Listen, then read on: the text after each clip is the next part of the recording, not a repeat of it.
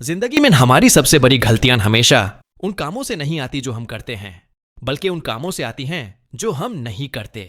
ये गलतियां उस वक्त जन्म लेती हैं जब हम अपनी मौजूदा नेमतों की कदार करना भूल जाते हैं, जब हम अपनी खुशियों को किसी आने वाले काल तक मुलतावी कर देते हैं। आज की कहानी आपको सोचने पर मजबूर कर देगी। ये आपको दिखाएगी कि किस तरह एक वाहिद ख्याल एक पुरसकून जिंदगी को बेचैनी में तब्दील कर सकता है। एक खूबसूरत सुबह का वाकया है। एक बादशाह ने फैसला किया कि वो अपने ज़हीन और दानिशमंद वाजिर के साथ एक तवील सैर पर निकालेंगे। ये कोई आम सैर नहीं थी, बल्कि बादशाह अपनी ममलाकात को करीब से देखना चाहते थे, आम लोगों की जिंदगियां समझना चाहते थे। महल की चार दीवारी से बाहर निकालकर उन्हें अपने लोगों की हकीकी सूरत हाल जानने की ख्वाहिश थी। जैसे जैसे वो दही इलाकों से गुजरे, उनकी नज़र एक गरीब किसान और उसके खानदान पर पारी। ये मंजर देखकर बादशाह हैरान रह गए। किसान, उसकी बीवी और उनका बेटा मिलकर रक्स कर रहे थे, खुशी से हंस रहे थे, एक दूसरे की हौसला अफजाई कर रहे थे। उनके चेहरों पर सच्ची खुशी झलक रही थी।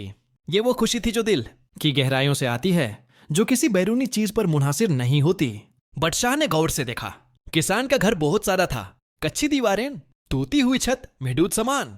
उनके कपड़े पुराने और सादे थे, लेकिन उनके चेहरों पर जो खुशी थी वो किसी महल में भी नजर नहीं आती थी। वो अपनी महदूद जिंदगी में मुकम्मल तौर पर मुतमईन नजर आ रहे थे।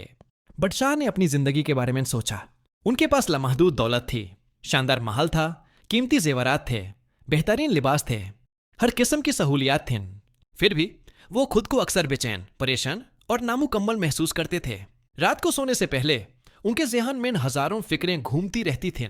ममलाकात के मसाइल, दुश्मनों की साजिशें, मजीद तकात हासिल करने की ख्वाहिश, ये सब उनके सुकून को छीन लेते थे। ये सोचते हुए बादशाह ने अपने वाजिर की तरफ देखा और पूछा, ये कैसे मुमकिन है कि ये लोग हमसे ज्यादा खुश हैं? हमारे पास तो हर चीज है जो इंसान चाह सकता है, लेकिन इनके पास तो कुछ भी सी नहीं। फिर भी देखो इनके चेहरों पर कितनी सच्ची खुशी है। वजीर मुस्कुराया। ये एक समझदार और तजुर्बाकार शख्स था जो जिंदगी की गहराइयों को समझता था। उसने आहिस्ता से जवाब दिया, जहान पनाह, इसकी वजह यह है कि ये लोग अभी तक 99 क्लब के रुकन नहीं बने। बादशाह की तजासुस बढ़ गए। 99 क्लब ये क्या है? उन्होंने फौरा पूछा। वजीर ने कहा, जहां पनाह, मुझे 99 सोने के सिक्के दीजिए और 6 माह का वक्त दीजिए, फिर मैं आपको दिखा दूंगा कि 99 क्लब क्या है। बादशाह इस जवाब से मुतमईन नहीं थे, लेकिन उन्हें अपने वजीर की दाने पर मुकम्मल इत्मीनान था। उन्होंने फौरन हुक्म दिया कि खजाने से बिल्कुल 99 सोने के सिक्के निकालकर वजीर को दिए जाएं। उसी रात जब अंधेरा छा गया और पूरी बस्ती सो गई, वजीर खामोशी से किसान के घर के करीब पहुंचा। उसने एहतियात से एक थैला रखा जिसमें बिल्कुल 99 सोने के सिक्के थे। यह कोई आम थैला नहीं था, बल्कि किस्मत बदलने वाला एक इम्तिहान था। सुबह की पहली किरण के साथ आए किसान अपने मामूल के मुताबिक खेतों की तरफ जाने के लिए घर से बाहर निकला। उसकी नजर दरवाजे के पास पड़े थैले पर पड़ी। पहले तो उसने सोचा कि शायद कोई अपना सामान भूल गया है, लेकिन जब उसने थैला उठाया तो उसका वजन महसूस किया। दिल की धड़कन तेज हो गई, हाथ कांपने लगे। उसने आहिस्ता से थैला खोला और जो कुछ अंदर देखा उससे उसकी आंखें चमक उठीं। सोने के सिक्के, चमकते दमकते कीमती सोने के सिक्के। अरे ये क्या है? वो जोश में चीखा। उसकी आवाज सुनकर उसकी बीवी और बेटा फौरन बाहर दौड़े आए। क्या हुआ, क्या बात है? बीवी ने घबरा कर पूछा। देखो सोने के सिक्के। किसान ने थैला उनके सामने रख दिया। तीनों अफराद हैरत से एक दूसरे की तरफ देखने लगे। ये कोई ख्वाब तो नहीं? उन्होंने सिक्कों को छुआ, उन्हें उठाया, उनकी चमक को देखा। नहीं, ये हकीकत थी। शायद कोई फरिश्ता है जिसने हम पर रहम किया। बेटे ने खुशी से कहा। चलो गिनते हैं कि कितने हैं? बीवी ने तजवीज दी। उन्होंने बड़ी एहतियात से सिक्कों को गिनना शुरू किया।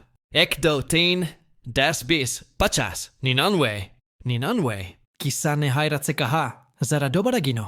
उन्होंने दोबारा गिना, फिर तीसरी बार, लेकिन हर बार जवाब वही था, 99। किसान की खुशी में अचानक कुछ कमी आ गई। उसकी पेशानी पर शिकने पर गेंद। ये बात समझ में नहीं आती, किसी ने बिल्कुल 99 सिक्के क्यों रखे? एक और सिक्का डालकर 100 पूरे क्यों नहीं किए? 100 एक मुकम्मल तादाद है, एक गोल नंबर है, लेकिन 99 ये तो नामुकम्मल है। जो उसकी बीवी ने कहा, अरे क्या फर्क पड़ता है, 99 भी तो बहुत हैं। हमने कभी सोचा भी नहीं था कि हमारे पास इतना सोना होगा। शुक्र अदा करो। लेकिन किसान के ज़हन में एक बीज बो दिया गया था, नामुकम्मल होने का एहसास, एक कमी का एहसास। वो सोचने लगा, एक और सिक्का, बस एक ही तो और चाहिए। उस रात जब सब सो गए, किसान बिस्तार पर लेता सोचता रहा, मैं मेहनत करूंगा, मजीद काम करूंगा, इजाफी काम तलाश करूंगा, जितना भी वक्त लगे मैं वो सवान सिक्का हासिल करके रहूंगा, तब मेरी जिंदगी मुकम्मल हो जाएगी। ये सोचते सोचते उसे नींद आ गई, लेकिन ये पुरसकून नींद नहीं थी। ख्वाबों में भी सोने के सिक्के गिनता रहा, 98, 99, 100, लेकिन 100 कभी पूरा नहीं होता था। अगले दिन से किसान की जिंदगी बदल गई। पहले वो सुबह सवेरे उठता, अपने खेतों में काम करता, दोपहर को आराम करता और शाम को अपने खानदान के साथ वक्त गुजारता। जिंदगी सारी लेकिन पुरसकून था। अब सब कुछ बदल गया था। अब वो रात के आखिरी पहर में उठ जाता। अपने खेतों में काम करने के अलावा उसने पड़ोसियों के खेतों में भी काम करना शुरू कर दिया। दोपहर का आराम खत्म हो गया। शाम को खानदान के साथ बैठने की बजाय वो दूसरे काम तलाश करता। आज बाजार में किसी को मजदूर की जरूरत है, वो पूछता, कोई इजाफी काम है जो मैं कर सकूं? वो हर किसी से पूछता। उसकी बीवी परेशान हो गई, तुम इतनी मेहनत क्यों कर रहे हो? हमारे पास अब काफी है, थोड़ा आराम भी कर लो। लेकिन किसान ने जवाब दिया, नहीं, मुझे वो एक सिक्का और हासिल करना है। जब 100 मुकम्मल हो जाएंगे तब मैं आराम करूंगा। हफ्ते गुजारने लगे। किसान का चेहरा थका हुआ नजर आने लगा। उसकी आंखों के नीचे स्याह हल्के बन गए, कंधे झुक गए, लेकिन वो रुकने को तैयार नहीं था। हर रात खाने के बाद जब सब सो जाते, वो चुपके से थैला निकालता और सिक्कों को गिनता। 99, हमेशा 99, कल जरूर कुछ कमाई होगी, वो खुद से कहता। अभी थोड़ा सा और वक्त चाहिए। उसकी बीवी ने देखा कि अब उनका खानदान पहले की तरह मिलकर नहीं हंसता। शाम को वो गाने नहीं गाते, रॉक्स नहीं करते। खुशियां कहीं गुम हो गई थी। क्या हम पहले ज्यादा खुश नहीं थे? बेटे ने एक दिन अपनी माँ से पूछा। माँ ने सर हिलाया, हन बेटा, जब हमारे पास कुछ नहीं था तब हम बहुत खुश थे। 9 हफ्ते गुजार गए। किसान की हालात और भी खराब हो गई थी, लेकिन उसने हिम्मत नहीं हारी। वो अब सुबह से पहले उठ जाता और रात को देर से सोता। हर वक्त काम, काम और सिर्फ काम। एक दिन उसने अपने खेतों में काम करते वक्त सोचा, अगर मैं रात को भी कुछ काम कर लूं तो ज्यादा जल्दी पैसे इकट्ठे हो जाएंगे। चलो, उसने रात को भी काम करना शुरू कर दिया। वो चिरघोन की रोशनी में कपड़े सिलता, जूते मरम्मत करता या कोई छोटा मोटा काम करता। उसकी बीवी बहुत परेशान थी। तुम अपनी जान क्यों ले रहे हो?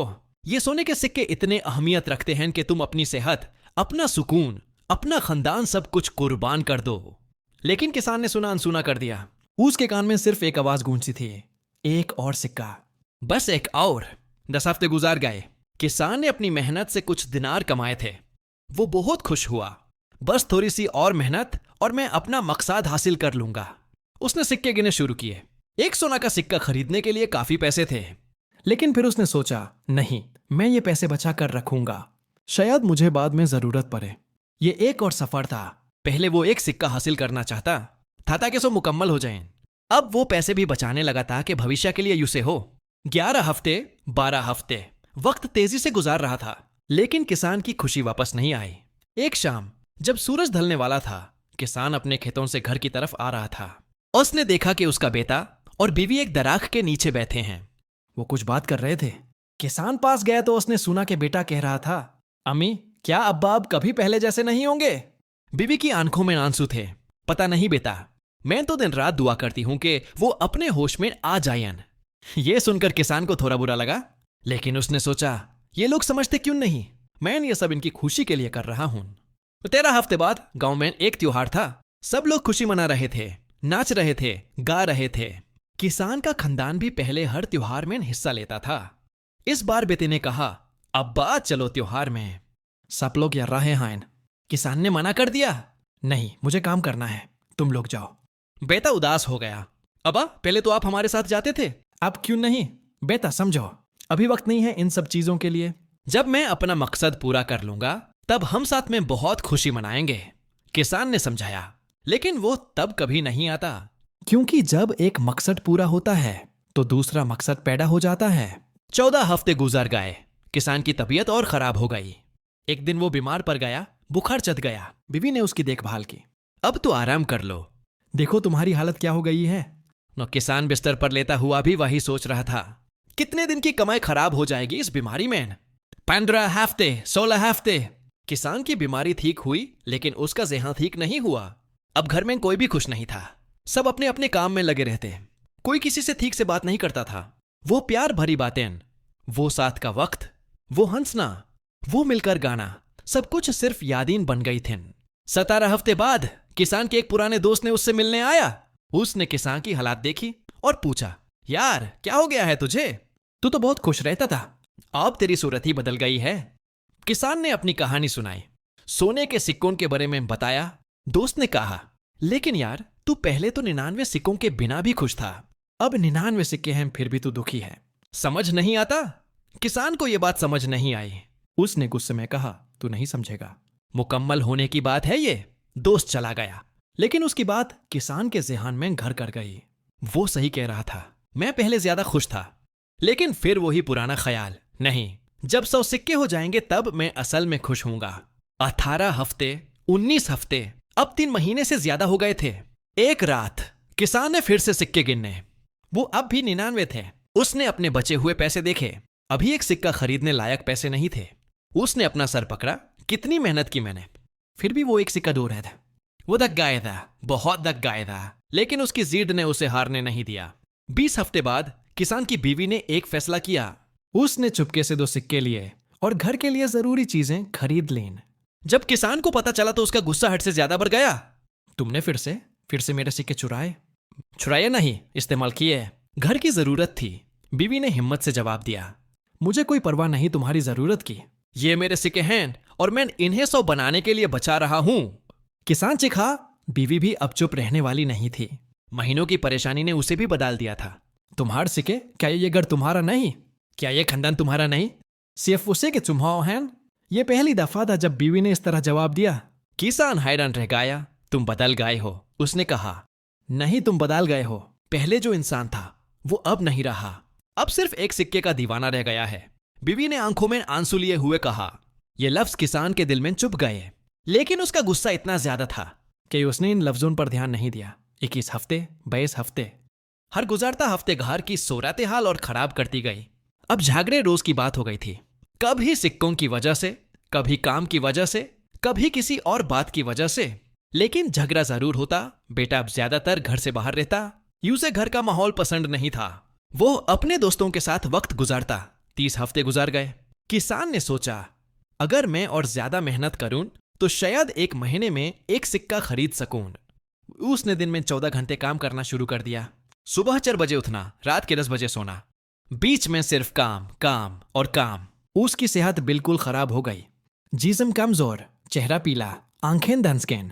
24 हफ्ते, अब 6 महीने पूरे होने वाले थे। 25 हफ्ते गुजार गए। घर में कुछ जरूरी चीजें खत्म हो गए थे। नमक, तेल, दाल, ये सब खरीदने की जरूरत थी।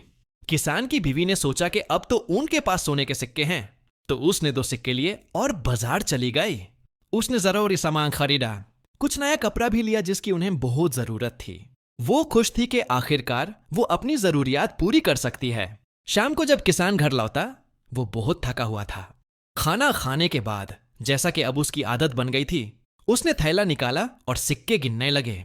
1, 2, 3, 97। उसका दिल तेजी से धड़कने लगा। उसने दोबारा गिना 97। 2 सिक्के कम थे।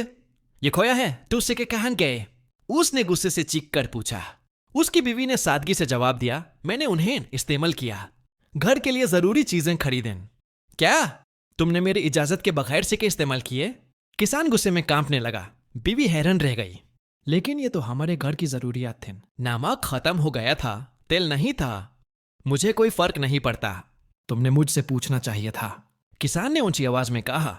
अब सब मुकम्मल करने में और ज्यादा वक्त लगेगा। बीवी की आंखों में आंसू आ गए। ये पहली दफा था जब उसके शोहर ने उस पर इस तरह चीखा था। वो खामोशी से रसोई में चली गई। बेटा ये सब देख रहा था। उसने पहली दफा अपने वालिदैन को लाड़ते देखा था। यूं से समझ नहीं आ रहा था कि क्या हो रहा है। उस रात घर में सन्नाटा छाया रहा। कोई बात नहीं कर रहा था। वो खुशगवार माहौल, वो मिलकर हंसना, वो एक दूसरे की देखभाल, सब खत्म हो चुका था। किसान अपने कमरे में बेथा सिक्कों को देखता रहा। 97। वो सोच रहा था, तो सिक्के ज्यादा मेहनत से वापस कमाने होंगे।